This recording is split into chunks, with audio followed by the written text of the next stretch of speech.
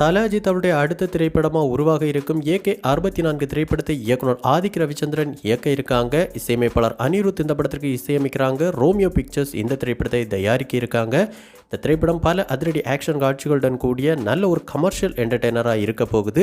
மேலும் சவுத் தமிழ்நாடை மையமாக கொண்ட கதைக்களமாக தான் இந்த திரைப்படத்தின் கதைக்களம் இருக்க போகுது.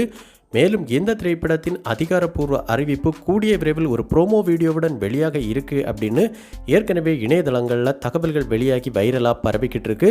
ஸோ கண்டிப்பாக இந்த திரைப்படமும் இயக்குனர் ஆதிக் ரவிச்சந்திரன் மற்றும் நம்ம தல அஜித் கூட்டணிக்கு மிகப்பெரிய ஒரு வெற்றி திரைப்படமாக அமையும் அப்படிங்கிறதுல எந்த மாற்று கருத்தும் கிடையாது. இதெல்லாம் ஒரு பக்கம் இருக்க, இன்னொரு பக்கம் இந்த AK-64 திரைப்படத்தின் பாடல்கள் குறித்தும் தற்போது இணையதளங்களில் சில தகவல்கள் வெளியாக ஆரம்பிச்சிருக்கு.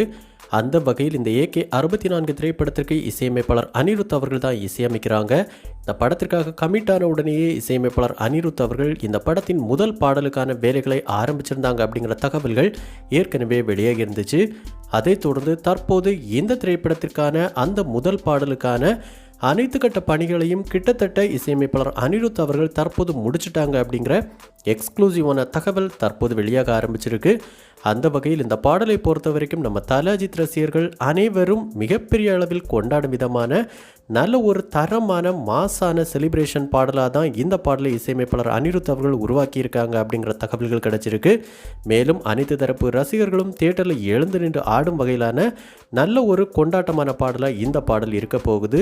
மேலும் இந்த பாடல் வெளியான பின்பு பட்டி தொட்டி எங்கும் இந்த பாடல் கலக்க போகுது அப்படிங்கிறதுல எந்த மாற்று கருத்தும் கிடையாது. அந்த அளவுக்கு பார்த்தோம்னா இந்த AK-64 திரைப்படத்தின் முதல் பாடல் ஒரு மாசான எலிவேஷன் ட்ராக்காக இருக்க போகுது. இதற்கு முன்னாடி நம்ம தல அஜித் அவருடைய திரைப்படங்களில் வந்த அனைத்து மாஸ் எலிவேஷன் ட்ராக்ஸையும் இந்த பாடல் அடிச்சு தூக்கும் அப்படின்னு கூறப்படுது.